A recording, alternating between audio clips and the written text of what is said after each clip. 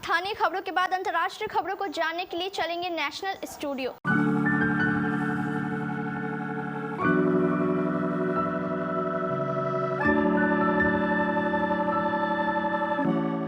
आइए जानते हैं आज की कुछ अंतर्राष्ट्रीय खबरों को। पहले एक नजर आज की हेडलाइंस पर। इंडिया गठबंधन के जवाब में एनडीए की बैठक तय। मुंबई में एक ही तारीख को दोनों पक्षों की बैठक। इंडिया बैठक में 26 से बढ़कर हो गए 28 सदस्य। मुंबई बैठक से पहले बोला एमबीए भारत माता की रक्षा के लिए आए साथ। सीएम अशोक गहलोत का ईडी, सीबीआई और इनकम टैक्स पर बड़ा बयान। आज से 200 रुपए कम कीमत में मिलेगा घरेलू सिलेंडर, नई कीमत देश भर में लागू। शरद पवार का दावा, मायावती की बीजेपी से चल रही बातचीत। रूसी एयरपोर्ट पर drone attack, 4 military transport plane तबाह। G20 की मेजबानी के लिए भारत तैयार।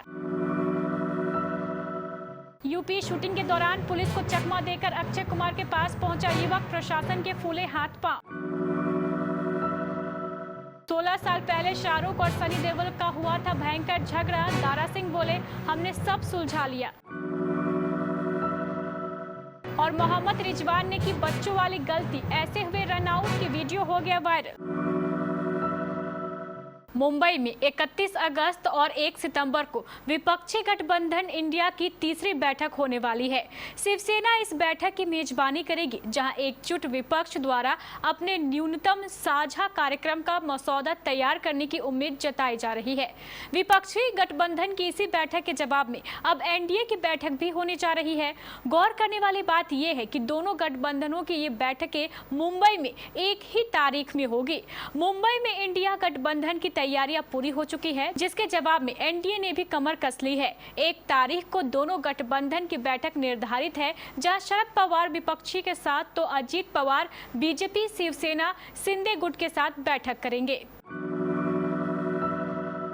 महाराष्ट्र की राजधानी मुंबई में गुरुवार 31 अगस्त को विपक्षी गठबंधन इंडिया की बैठक होने वाली है। 2 दिनों तक चलने वाली इस बैठक को लेकर राज्य के विपक्षी गठबंधन महाविकास अघाड़ी ने प्रेस कॉन्फ्रेंस करके इसकी तैयारियों के बारे में बताया। इस प्रेस कॉन्फ्रेंस में एनसीपी सुप्रीमो शरद पवार, महाराष्ट्र कांग्रेस के अध्यक्ष नाना पटोले और शिवसेना के प्रमुख उद्धव ठाकरे शामिल हुए हैं।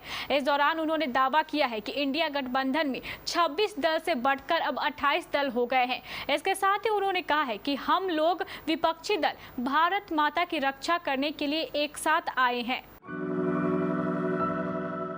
सीएम अशोक गहलोत ने ईडी और सीबीआई पर बड़ा बयान दिया है। सीएम ने कहा है कि इस सरकार के रहते देश बहुत चिंतित है, लोकतंत्र खतरे में है, संविधान की धज्जियां उड़ रही है, जुडिशियरी भी दबाव में है। ईडी, सीबीआई और इनकम टैक्स का तो क्या करे। सीएम बोले डायरेक्टर सीबीआई, डायरेक्टर ईडी और अध्यक्ष इनकम टैक्स को अपनी अंतरात्मा से पूछना चाहिए कि क्या उनके ऊपर से आदेश आते हैं। वह लोग घरों में घुस रहे हैं, क्या सोच के घरों में घुस जाते हैं, बिना सोचे समझे और बिना असेसमेंट के किसी के भी घर में घुस रहे हैं। असेसमेंट करना पड़ता है, उसके बाद पता लगता है कि क्या संभावना है, किसी के पास आय से ज्यादा पैसे है कि नहीं। सीएम बोले आप किसी के भी घर में घुस जाओ, कोई बात नहीं, लेकिन आपकी अंतरात्मा, आपका परिवार क्या इस बात की गवाही दे रहा है, यह सोचने का समय आ गया है। रक्षाबंधन पर केंद्र सरकार ने आम जनता को बड़ा तोहफा दिया है। महंगाई से बड़ी राहत देते हुए घरेलू रसोई गैस सिलेंडर के दाम में 200 रुपए की कटौती की गई है। घरेलू गैस सिलेंडर की नई कीमत 30 अगस्त 2023 से देश भर में प्रभावी हो गई है। इस छूट का फायदा करीब 33 करोड़ से ज्यादा ग्राहकों को मिलेगा। कैबिनेट मीटिंग के बाद केंद्रीय मंत्री अनुराग ठाकुर ने मंगलवार 29 अगस्त को गैस सिलेंडर के दामों में कटौती की जानकारी दी थी। ठाकुर ने कहा था कि प्रधानमंत्री नरेंद्र मोदी की अध्यक्षता में मंत्रिमंडल की बैठक में सभी लोगों के लिए एलपीजी सिलेंडर के दाम 200 रुपए कम करने का फैसला किया गया। देश भर में होने वाले अगले लोकसभा चुनावों को लेकर सियासी हलचल तेज हो गई है। गुरुवार से मुंबई में इंडिया गठबंधन के नेताओं की 2 दिवसीय बैठक होने वाली है। इससे पहले बुधवार को एमबीए नेताओं की पीसी के दौरान एनसीपी चीफ शरद पवार ने बसपा सुप्रीमो मायावती को लेकर बड़ा दावा किया। शरद पवार ने कहा है कि मुझे जानकारी है कि बीएसपी नेता मायावती बीजेपी के संपर्क में है। मायावती ने जो फैसला लिया उसको लेकर लोगों को सोचना होगा। मैं पहले भी कह चुका हूं कि मैं विपक्ष में हूं, इसको लेकर कोई भ्रम नहीं है। एक अल्टरनेटिव फोरम देश में तैयार हो रहा है। देश के सामने परिवर्तन की बात आए तो एक गठबंधन तैयार है। रूसी मीडिया तास के मुताबिक इस हमले में 4 Il-76 मिलिट्री ट्रांसपोर्ट प्लेन तबाह हो गए। हमले में किसी को नुकसान पहुंचने की खबर नहीं है। गवर्नर मिखाइल वेदरनिकोव ने अटैक की पुष्टि की है। रूसी सेना लगातार ड्रोन्स को मारने की कोशिश कर रही है। पेस्कोव एयरपोर्ट से सभी फ्लाइट्स को कैंसिल कर दिया गया है और एयर स्पेस भी बंद कर दिए गए हैं।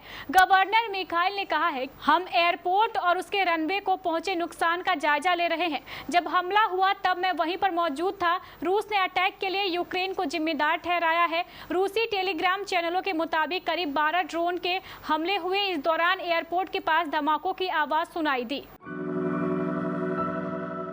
सितंबर में भारत G20 की अध्यक्षता करने जा रहा है। यह भारत के लिए ऐतिहासिक पल है जब वैश्विक संगठन की अध्यक्षता संभालकर देश कई वैश्विक मुद्दों को सुलझाने में मदद करेगा। भारत की G20 अध्यक्षता में इस समूह के नेताओं का शिखर सम्मेलन 9 और 10 सितंबर को नई दिल्ली में आयोजित किया जाएगा। इस साल G20 की अगुवाई कर प्रधानमंत्री नरेंद्र मोदी ने सफलतापूर्वक यह सुनिश्चित किया है कि भारत ग्लोबल साउथ की समस्याओं के समाधान में महत्वपूर्ण भूमिका निभाएगा। G20 का मतलब 20 का समूह है। 1999 में स्थापित यह वैश्विक वित्तीय मुद्दों पर बात करने के लिए दुनिया की टॉप 20 औद्योगिक और उभरती अर्थव्यवस्थाओं की सरकारों और केंद्रीय बैंक गवर्नरों के लिए एक मंच है। अक्षय कुमार इन दिनों अपनी आने वाली फिल्म स्काई फोर्स की शूटिंग लखनऊ से सटे सीतापुर जिले में कर रहे हैं। सीतापुर के 11वीं वाहिनी पीएससी मैदान पर स्काई फोर्स की शूटिंग चल रही है। अभिनेता की सुरक्षा को लेकर भारी इंतजाम किए गए हैं। पीएससी पुलिस के अलावा अक्षय के निजी बाउंसर भी सुरक्षा में लगे हैं। इसके बाद भी मंगलवार को एक लड़का सुरक्षा कर्मियों को चकमा देकर अभिनेता के पास जा पहुंचा। यह देख सुरक्षा कर्मियों के हाथ पांव फूल गए। आनन फानन में पूरा अमला अलर्ट मोड पर आ गया। पुलिस कर्मियों ने उस लड़के को पकड़ लिया। शाहरुख खान और सनी देओल ने बॉलीवुड की सबसे बड़ी क्लासिक फिल्मों में से एक डर दी, जो 1993 में रिलीज हुई थी। रिलीज के बाद शाहरुख अपने खलनायक अवतार के लिए मशहूर हो गए और सनी देओल पर वो भारी पड़ गए। कथित तौर पर दोनों के बीच झगड़ा हुआ और उन्होंने 16 साल तक एक दूसरे से बात नहीं की। हाल ही में सनी देओल ने शाहरुख खान के साथ अपने रिश्तों के बारे में खुलासा किया और कहा कि उन्होंने बहुत पहले ही मनमुटाव को खत्म कर दिया था। सनी देओल ने एक निजी चैनल को बताया है कि शाहरुख खान ने उन्हें गदर 2 की सफलता के लिए शुभकामनाएं देने के लिए भी फोन किया था। सनी देओल ने कहा, शाहरुख खान ने फिल्म देखी थी, उन्होंने मुझे फोन किया और बधाई दी। वो बहुत खुश थे और उन्होंने मुझसे कहा है कि मैं बहुत खुश हूँ, आप इसके हकदार हैं। और मैंने कहा धन्यवाद। फिर मैंने उनकी पत्नी और उनके बेटे से बात की और उन्होंने कहा है कि आज रात हम एक फिल्म देखने जा रहे हैं। उसके बाद उन्होंने इसे देखा और मुझे लगता है कि जब उन्होंने ट्वीट किया, यह सबसे प्यारा था। पाकिस्तान के बल्लेबाज मोहम्मद रियाज 44 रन बनाकर बचकानी तरीके से रन आउट हो गए। रिजवान जिस अंदाज में रन आउट हुए उसे देखकर क्रिकेट फैंस हैरान हो गए। दरअसल रिजवान के आउट होने वाले स्टाइल को देखकर सोशल मीडिया पर मीम्स बनने शुरू हो गए हैं।